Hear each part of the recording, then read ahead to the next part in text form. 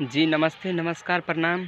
आप सबके भाई छोटा सा प्यारा सा दुलारा सा राइटर सतीश भाई अपना यूट्यूब चैनल में स्वागत करते हैं। जी भी आप लोग जैसे प्यार दुलार हमें पहले दे रहे थे वैसे ही देते रहिए और आगामी दिन तक भी दीजिए। और आज सिर्फ मुखरा लेकर आया हूँ, बहुत ही झकास मुखरा है जो दरार मूवी का सॉन्ग है कि आदि डललू न दूध में जोरानामा रहे कहाँ ध्यानामा ये गोरी। उसी तर्ज पे लेकर आए हैं। बोलबम का सॉन्ग काफ़ी बवाल मैटर है भैया। जे मैटर लेके आनी है चली वो मैटर सुनावा तानी। अगर अच्छा लगे भैया तो ज़रूर लाइक और कमेंट में बताए कि हमार मैटर कैसन है भैया।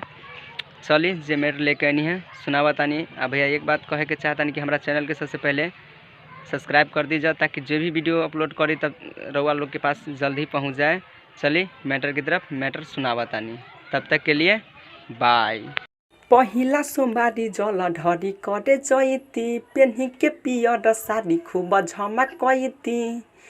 पहिला सोमबारी जल ढरी करे जैती पेन्ही के पियर साड़ी खूब झमकैती। आ कन्हावा पकावर धके जहिती भोला पर जल चढ़ैती ए सखी।